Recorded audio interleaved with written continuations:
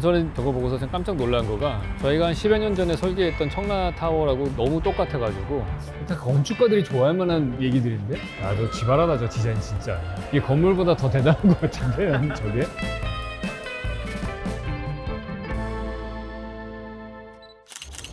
네, 안녕하세요 머스민 여러분. 저희는 지금 두바이에 와 있습니다. 제가 출장에 올 일이 좀 있어가지고 이번에도 역시 저희 촬영 제작팀 같이 와서 여러 가지 건물들도 좀 보고 도시의 느낌도 좀 스케치하면서 보여드리면 좋을 것 같다 생각이 들어서 왔고요. 지금 저희가 서 있는 곳은 현재 전 세계에서 가장 높은 빌딩이라고 하는 부르즈 할리파 그 앞에 있는 수공간에 나와 있고요. 그 주변으로는 보시는 것처럼 이런 쇼핑몰들이 쫙 배치가 되어 있습니다. 아마 저녁이 되면은 제가 한 4, 5년 전에 와서 봤을 때 이 부르즈 할리파의 그 레이저 쇼라든지 라이팅 쇼가 되게 볼만 하거든요. 그래서 그런 것들을 볼 수 있게끔 지금 주변으로 식당들이 배치가 되어 있는 걸 볼 수가 있습니다. 사실 저희가 그늘에서 찍고 있는데 밖에 나가면 엄청 뜨겁습니다. 근데 지금이 제일 두바이를 여행하기에 쾌적한 날씨라고 해요. 그럼에도 불구하고 바깥에 1분 이상 있을 수가 없는 정도로 햇빛이 따갑습니다. 그러면은 차차 여기 있는 건물들도 몇 개 보여드리고 소개하도록 하겠습니다.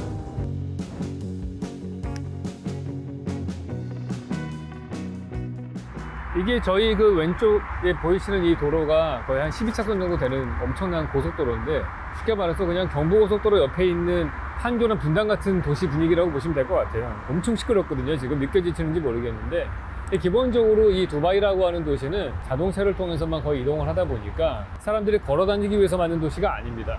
지금 보러 가려고 하는 저거는 흔히 요즘에 인터넷 짤 도는 거 보면은 세상에서 가장 아름다운 건축물이다 이렇게 얘기하는데 제가 볼 때 아름답긴 한 것 같아요. 세계에서 제일 아름다운지는 모르겠는데 어쨌든 상당히 아름답게 만들어진 건물이어서 흥미롭습니다. 한번 가서 잠깐 둘러보고 더 계속 얘기 나눠보도록 할게요. 여기 보면 다 관계수로로 다 파이프로 물을 다 줘서 키우는 것들이에요. 그러니까 이게 이런 잔디밭 같은 것들 있잖아요. 우리 사피엔스라는 책에 나오는 얘기인가? 유럽의 귀족들의 집이나 이런 샤또나 이런 데 가면 앞에 잔디밭이 쫙 있잖아요. 그 잔디밭이 있는 가장 큰 이유가 얘는 먹을 수 있는 식물이 아니잖아요. 그러니까 사실은 아무짝에도 쓸모없는 식용이 안 되는 그런 건데 저거를 만드는 이유가 내가 이 정도 돈 쓰고선도 키우는데 돈도 많이 들고 잔디 깎는데 노동력도 많이 들고 물도 엄청나게 먹거든요. 거기다 돈을 그렇게 써도 나는 먹고 사는데 아무 지장이 없다. 이거를 보여주기 위해서, 과시하기 위해서 하는 거예요. 건축에서 내가 정말 대단하다고 과시를 할 때에는 반드시 원칙은 쓸데없는 데다 돈을 써야 된다고 그랬잖아요. 그래서 뭐 CCTV 사옥이라든지 이런 대표적으로 쓸데없는 것들, 고인돌이나 이런 걸 만드는 이유, 피라미드도 마찬가지고 이런 조경도 그런 것 중에 하나입니다. 그리고 그게 더 나아가서 지금 미국의 서버번에 가시면 뉴저지 같은데 잔디밭 가꾸는데 엄청 공을 들이잖아요. 그래서 옆집하고도 경쟁을 많이 해요. 우리 잔디가 훨씬 더 깨끗하고 예쁘다. 가드닝에다가 돈을 많이 쓰는 이유가 내가 그만큼 더 잘나고 더 능력이 많은 사람이라는 걸 보여주기 위한 장치거든요. 근데 식물 키우기 제일 어려운 데가 어디냐? 사실 이런 데죠. 이런 사막지대. 근데 그걸 도시 스케일로 보시면 됩니다. 더 어려운 게 이런 도시 전체에 이런 조경을 하는 건데 고가도로 밑에다가 이런 어마어마한 관계 수로를 만들어 가지고 물을 공급해서 이런 잔디를 만들고 이렇게 매일매일 깎는다는 것 자체가 대단한 돈을 들이는 도시라는 거죠. 또 그런 거 뭐라 그러지? 플렉스. 그러니까 도시 스케일에서의 플렉스인 거죠, 이게. 일단은 제 눈에 들어오는 거는 건축물이 동그란 원형으로 되어 있잖아요. 도너스 형태로. 근데 밑에 기단부가 사실 분명히 필요한데 그 기단부를 다 조경으로 덮어서 마치 산 위에 얹어져 있는 그런 구조체처럼 보이게 만든 게 제일 먼저 눈에 들어오는 거예요. 만약에 아랫부분에 저렇게 조경으로 지워버리지 않았다면은 별로 특별하지 않은 건물처럼 보였을 텐데 기단부를 완전하게 조경으로 차단을 하고 나서 건물이 오히려 독립돼 보이게 했다는 게 건축가의 의도가 가장 눈에 띕니다. 저는 이 건축물이 가장 아랍스럽다고 생각을 해요. 그 이유는 우리 다 아시겠지만은 하기야 소피아라고 하는 그런 건축물이 하나 있어요. 근데 그 하기야 소피아는 로마 시대 때 성당으로 지었던 거죠. 교회 건축으로 지었다가 나중에 그게 이슬람에게 빼앗겼을 때 제일 먼저 이슬람 사람들이 했던 건 뭐냐 하면은 그 안에 있었던 성화들, 모자이크로 만들어졌던 성화들을 다 없애고서 거기에 이슬람 문자로 되어 있는 걸 넣었어요. 왜냐면 이슬람에서는 10계명에 있는 그 우상을 만들지 말라고 하는 계명을 말 그대로 따르거든요. 그런 어떤 형상들을 그리거나 만드는 거를 금지하고 있단 말이에요. 어찌 보면은 문자가 발명된 다음에 만들어진 그러한 특징이라고 할 수도 있어요. 보통 일반적으로 옛날의 건축은 어땠느냐, 이집트 같은 경우는 신전을 많이 지었잖아요.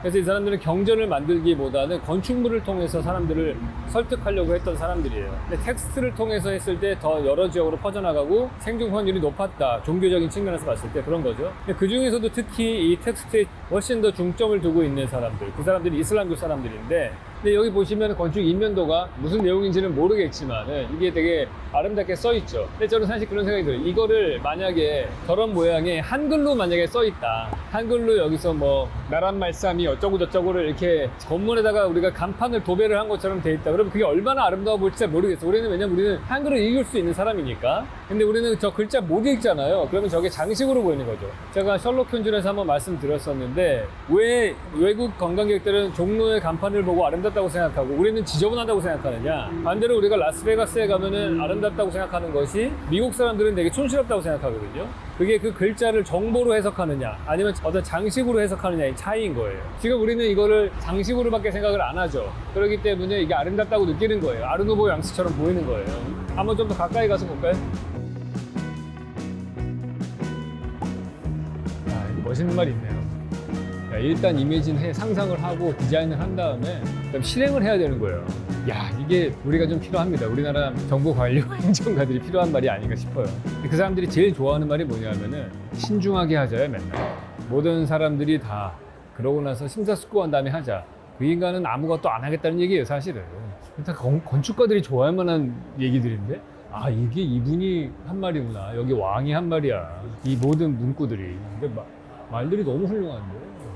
아주 100배 공감합니다. 이런 얘기도 두바이 같은 거 만든 다음에 딱 하니까 할 말이 있는 거지. 이게 말이 힘이 실리는 거지. 멋진 분이네.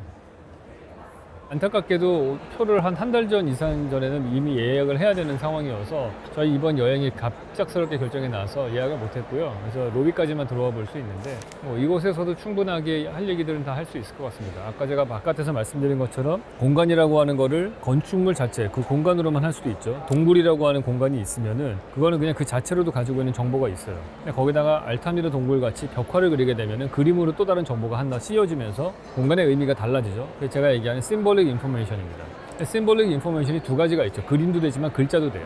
텍스트를 통해서 장식을 해서 그 공간의 의미를 다르게 하는 것도 한 방법인데, 그래서 바깥쪽에다가는 그 글자를 다 새겼고요. 똑같이 안으로 들어와서도 역시 안에서도 글자를 통해서 이 공간이 쌓여지게 되는 겁니다.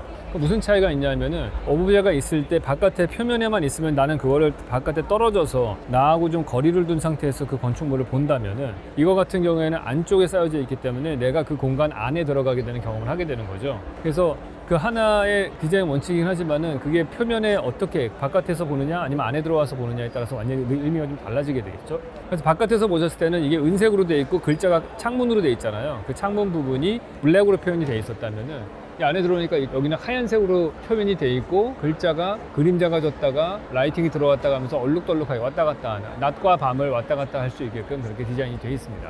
근데 이 건물이 가지는 가장 큰 특징이라고 한다면 이 도나스 모양일 것 같아요. 저희가 그 셜록 홈즈에서 한번 얘기했던 위상계약이죠. 이 도나스와 축구공과 머그잔이 있으면 뭐가 더 비슷하냐? 이 도나스가 머그잔이랑 더 비슷하냐? 축구공이랑 더 비슷하냐? 동그랗게 돼 있으면은 이게 축구공처럼 보이는 것 같지만 가운데 구멍이 뚫려 있잖아요. 그래서 이 위상계약이라고 하는 건 쉽게 말해서 그 물건에다가 빨대 꽂은 다음에 바람을 불어서 부풀린 다음에 표면을 스트레치를 해서 모양이 똑같아지면 같은 위상으로 보는 거거든요. 그러니까 머그잔에다가 우리가 손잡이 부분에다 빨대를 꽂아가지고 바람을 불면은 점점 뚱뚱해지면은 결국에는 이 손잡이 부분에 구멍 뚫린 부분만 남게 되죠. 그러면 도나스랑 똑같아지는 거예요. 이 두바이의 건물들은 다 사실은 박스형으로 되어 있는 것들이죠. 그 표면의 모양이 조금씩 다를 수는 있어요. 브루스 칼리파처럼 뾰족뾰족하게 갈 수도 있고 심플한 박스일 수도 있고, 근데 사실은 위상기하학적으로 보면은 다 똑같은 거라고 볼 수 있거든요. 근데 그 건물들과 완전히 다른 기하학을 가지는 걸 하려면 어떻게 되겠어요? 그거는 결국에는 도나스를 만들어야 되는 거예요. 두바이 프레임도 마찬가지입니다. 그 두바이 프레임과 이 지금 우리가 왔던 퓨처관, 이 미래관 같은 경우가 똑같이 가운데 구멍이 뚫린 그러한 컨셉을 가지는 건물이다. 이렇게 볼 수 있어요. 그러면 그 공간을 우리가 저희 맨날 얘기하는 게 뭐냐면 층이 나눠질 수밖에 없는데, 그 층이 나눠지면은 공간을 완벽하게 체험하기가 어렵다. 층간에 단절이 생긴다. 그랬잖아요. 그래서 여기도 보시면은 크게 구멍을 막 중간중간에 뚫어놨어요. 그래서 구멍을 뚫어서 층간을 교류하게 하고 서로 쳐다볼 수 있게 하고, 하나는 엘리베이터로 올라갈 수 있게 하고 하나는 계단으로 올라갈 수 있게 하고, 규모는 별로 크지는 않습니다. 근데 이 안에서 위상기하학적으로 보여줄 수 있는 그런 장치들은 다 넣었다고 볼 수 있을 것 같아요. 인간이 가지고 있는 건축적인 방법들 이런 것들은 다 넣었어요.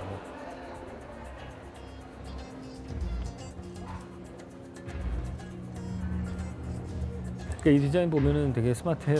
얘는 사실은 엄청나게 거대한 캔틸레버처럼 보이지만은 끝에 가서는 얘가 받쳐주잖아요. 그러니까 이런 아치 구조가 되는 거죠, 이게. 되게 구조적으로도 안정적인 거예요. 근데 여기다 글자를 파내잖아요. 근데 파내도 사실은 이거 자체가 다 이 안에서 힘을 서로 받기 때문에 뭐 얘가 무너지거나 할 일은 없죠. 구조적으로 되게 안정적인 형태가 되는 것 같아요. 되게 혁신적인 모양이기도 하지만. 이게 아까 그분인가? 그 멋있는 말 하신 분?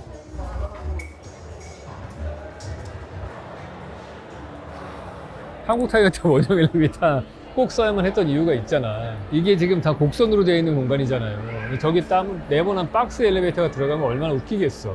그러니까 보시면은 위아래로 또 이렇게 3차원으로 돔을 만들어서 밑에도 있고. 근데 또 그게 너무 형태를 드러나 보이면 좀 안 좋을 거 아니야. 여기 있는 형태라고 또 컴퓨팅을 하잖아.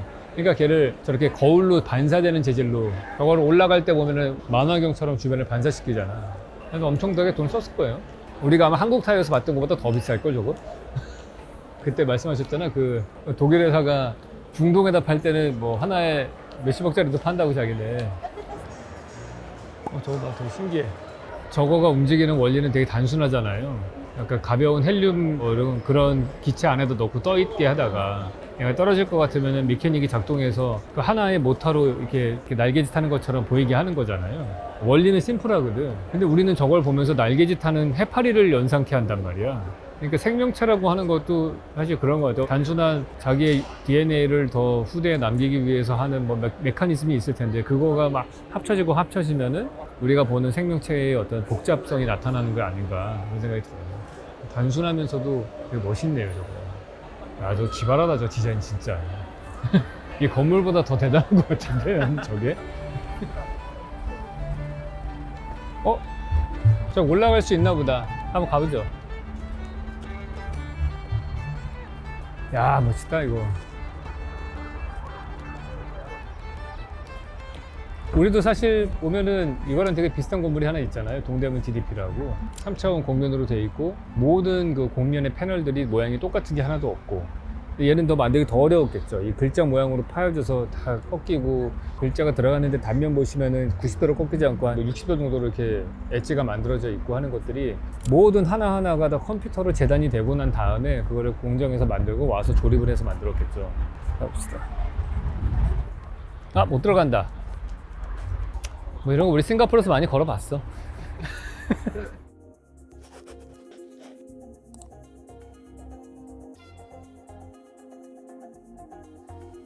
두바이 프레임에 왔습니다.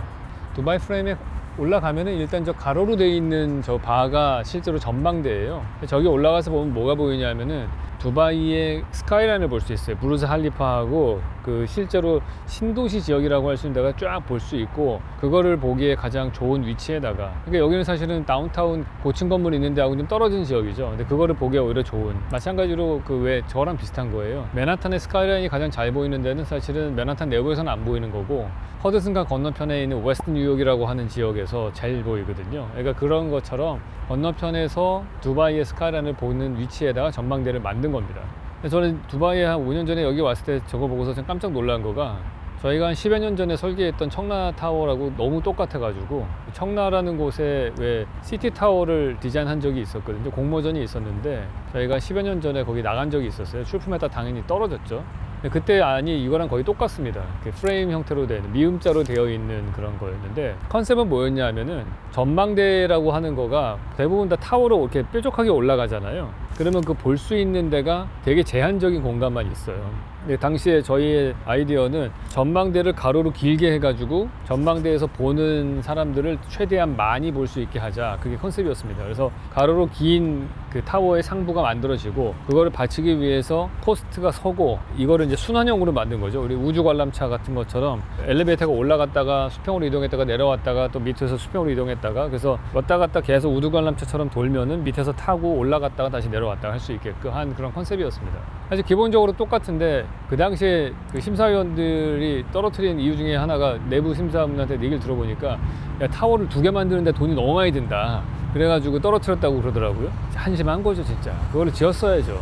그러니까 두바이는 이거를 딱 지어서 이름도 멋있게 지은 것 같아요. 프레임이라는 그 이름도 괜찮고 어쨌든 사람들이 찾아올 수 있을 만한 그런 명소를 만들었죠.